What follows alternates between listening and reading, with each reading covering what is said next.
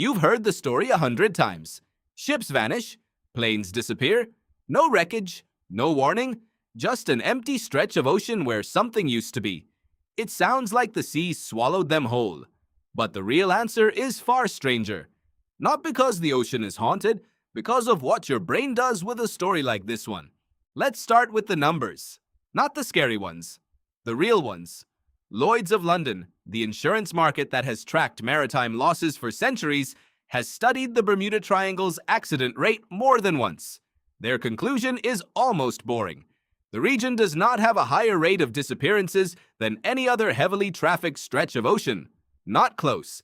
It just has a better publicist. Thousands of ships cross that patch of water every year. Thousands of planes fly over it. A handful go missing, the same way a handful go missing anywhere else on Earth. But nobody writes a best-selling book about the Gulf of Mexico. The Bermuda Triangle got a name. And a name is all a story needs to become a legend. So who gave it that name? A writer named Vincent Gaddis in a 1964 magazine article. He wasn't a scientist. He was a storyteller. He took a handful of unconnected incidents and stitched them into one narrative, a shape your brain could hold on to. A triangle. Simple, ominous, easy to draw on a map. Here's what your brain does the moment it hears a story like that.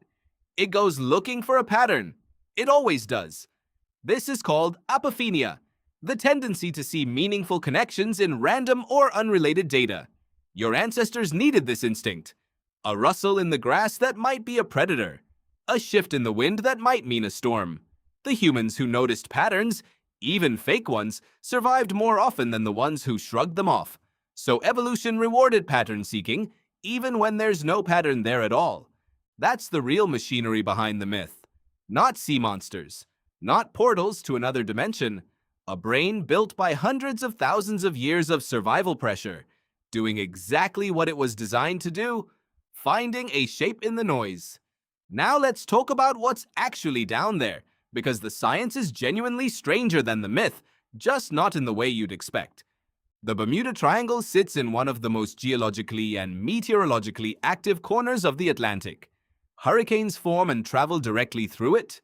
The Gulf Stream, one of the fastest ocean currents on the planet, cuts straight across the region, capable of erasing wreckage and pulling debris hundreds of miles before anyone starts searching.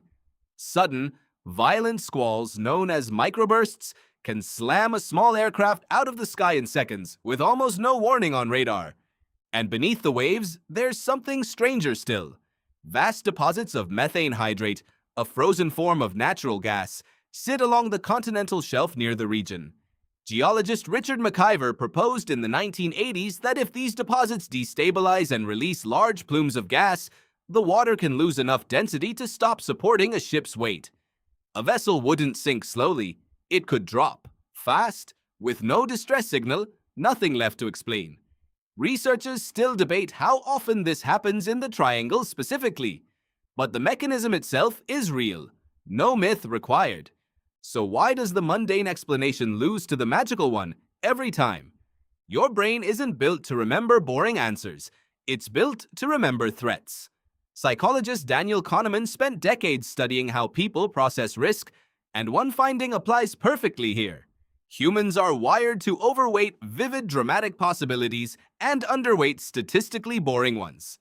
A story about a supernatural vortex activates something ancient in you. A story about insurance statistics does not. This is the same wiring that makes you more afraid of plane crashes than car accidents, even though flying is safer. Your brain isn't calculating probability, it's calculating memorability. There's another piece to this puzzle: confirmation bias. Once you've heard the Bermuda Triangle is dangerous, every disappearance in that region gets filed under the mystery. Every disappearance elsewhere gets filed under just an accident. Researcher Larry Kusha tested this directly. In the 1970s, he went back through the original incident reports that built the Triangle's reputation, case by case. What he found was almost anticlimactic. Ships reported mysteriously vanished had, in several cases, simply been caught in documented storms. Some incidents had inconsistent dates. Some never occurred where claimed at all. Kusha found decades of writers copying each other's mistakes, each retelling adding a little more mystery than the last.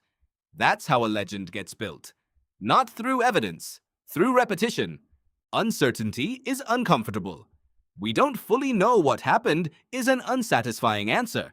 Your brain wants closure, and if a real cause isn't obvious, it will accept a fictional one just to stop the discomfort of not knowing. That's not unique to people who believe in sea monsters. It's built into every human brain, including yours, in situations that have nothing to do with the ocean at all. Think about how often you've done this without noticing. A friend doesn't text back and your mind builds an entire story before you have any facts. A run of bad luck starts to feel like it means something instead of just being random. That's the same ancient pattern-seeking machinery that once kept your ancestors alive, still running in a world that no longer needs it nearly as often. Let's look closer at one of the most famous cases because it shows exactly how this process works in real time. Flight 19. 5 Navy bombers gone during a training mission in 1945. For decades, this was the crown jewel of Bermuda Triangle mythology.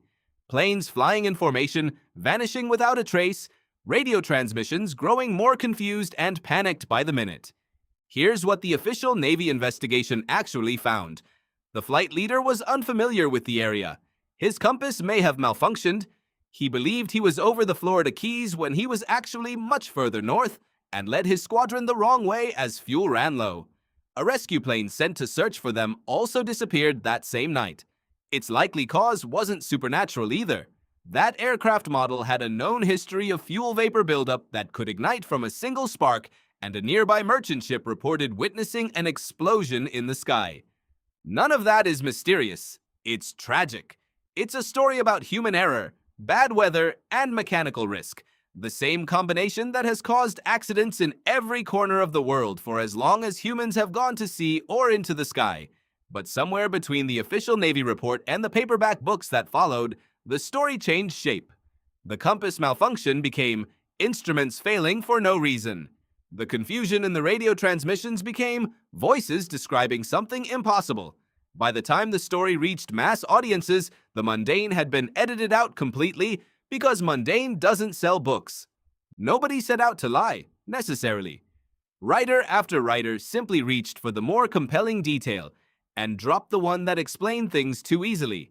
Call it narrative erosion. Every retelling wears away a little more of the boring truth and polishes the exciting myth in its place. This isn't really about ships or planes. It's about how your brain treats absence. When something disappears without a clear explanation, your mind doesn't tolerate the blank space. It fills it. Psychologists call this the need for cognitive closure, the drive to resolve an unanswered question even with a weak answer, rather than sit with none at all. A missing ship with a dull explanation, engine failure, a sudden storm, gets forgotten within a week. A missing ship with no obvious explanation becomes a canvas. Onto that canvas, your brain paints whatever unsettles you most. This instinct didn't appear out of nowhere. Your ancestors lived in a world where unexplained absence usually meant something dangerous. A person who went into the forest and didn't come back. Assuming the worst about a gap in information wasn't superstition, it was survival strategy. That bias became standard equipment your brain still ships with, whether you're at the edge of a savanna or scrolling through an article about the Atlantic. The modern world is full of unexplained gaps that have nothing to do with predators, a missing ship, a missing phone call. Your ancient alarm system doesn't know the difference. It fires the same way regardless of whether the danger is real. So the Bermuda Triangle was never really about a triangle of ocean between Miami, Bermuda, and Puerto Rico. It was about what happens when a handful of ordinary tragedies meets a mind that refuses to leave a gap unfilled. Storms happened. Equipment failed. Waters were vast and search efforts were limited by the technology of their time. None of that made for a good story on its own. So the story got help. And maybe that's the real disappearance worth paying attention to. Not the ships, not the planes. The quiet, steady vanishing of the boring truth every time it competes with a better story.